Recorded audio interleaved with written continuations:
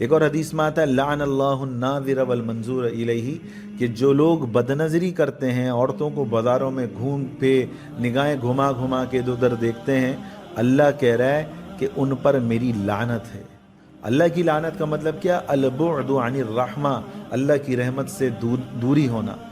یوسف علیہ السلام کی قرآن میں کیا الفاظ ہیں؟ جب زلیخا نے گناہ کی دعوت دی تو کیا کہا؟ ان النفس لامارۃ بالسوء، کہ نفس جو ہے بچھو کی مانند ہے، موقع ملتے ہی ڈنک مارتا ہے۔ الا ما رحم ربی، مگر جس پر رب کی رحمت نہ ہو وہ نفس کے شر سے نہیں بچ سکتا۔ اور یہاں بد نظری کرنے پہ اللہ کہہ رہا ہے لعن اللہ الناظر والمنظور الیہ، کہ میری لعنت ہے بد نظری کرنے والے پر، اور جو عورت بے پردہ گھوم رہی ہے اس پر بھی میری لعنت ہے۔ اور لعنت کا مطلب اللہ کی رحمت سے دوری۔ کتنی خطرناک بات ہے کہ جو مستقل اس مرض میں رہتا ہے وہ اللہ کی رحمت سے دور ہو جاتا ہے۔ یاد رکھیں دنیا کے جو چراغ ہے نا، مٹی کے برتن والے چراغ، وہ روشن ہوتے ہیں مٹی کے تیل سے۔ اللہ کی محبت کا جو چراغ جو یہ دل کی صورت میں ہے، یہ روشن ہوتا ہے گناہوں سے بچنے میں۔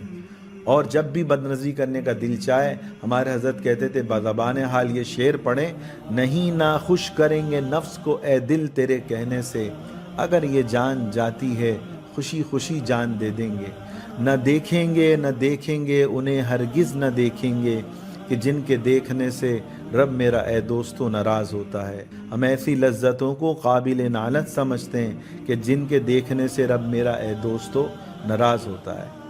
حدیث شریف میں آتا ہے انا عند المنکسرۃ قلوبہم، کہ ٹوٹا ہوا دل میرا گھر ہے۔ آپ بد نظری سے بچے، آپ کا دل کرچی کرچی ہوا، ٹوٹا، میں یہاں سے ایک گلاس پھینکوں گا، یہ گلاس نیچے گرے گا، اس کے 100 200 300 ٹکڑے ہوں گے۔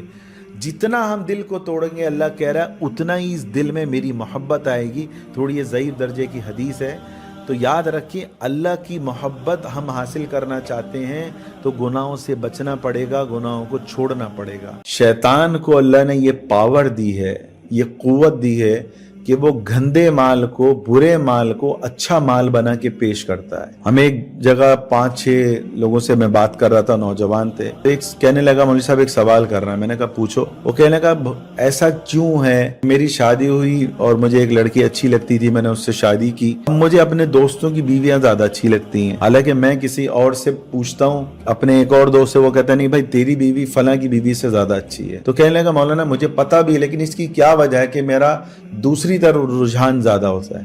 تو میں نے اس کو قرآن کی آیت سنائی، میں نے کہا قرآن میں اللہ نے 6 الگ الگ جگہ یہ بات مختلف انداز سے بتائی ہے۔ وہ کیا الفاظ ہیں قرآن کے؟ وَزَيَّنَ لَهُمُ الشَّيْطَانُ أَعْمَالَهُم، شیطان گندے مال کو اچھا مال بنا کر پیش کرنے کی اللہ نے اس کو طاقت دی ہے۔ اور وہ طاقت کیوں دی ہے؟ اللہ دیکھنا چاہتا ہے کہ کون میرا بندہ ہے اور کون شیطان کا بندہ ہے، کون اللہ والوں کے راستے پہ چل کے نظر کو جھکاتا ہے اور کون شیطانی راستے پہ چلتے ہوئے۔ کیوں؟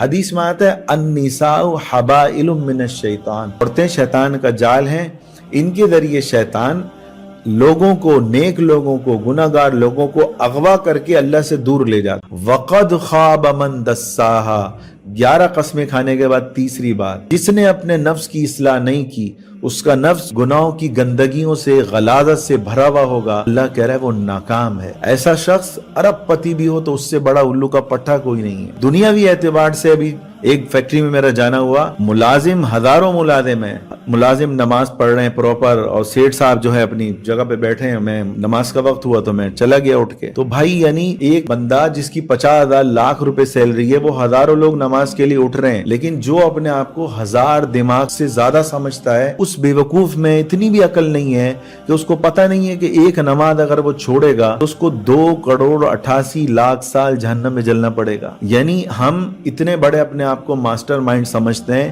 مگر آخرت کے معاملے میں ہم سے بڑا کوئی بیوقوف ڈھونڈنے سے بھی نہیں ملے گا۔ یہ ایسی حدیث میں آتا ہے جس نے ایک نماز چھوڑ دی 2,88,00,000 سال جہنم میں جلنا پڑے گا۔ یہ حدیث یہاں سے سنتے ہیں، اس کان سے نکالتے ہیں۔ کیوں؟ گناہوں کی نحوست کی وجہ سے دل کالا ہو چکا ہے، زنگ آلود ہو چکا ہے۔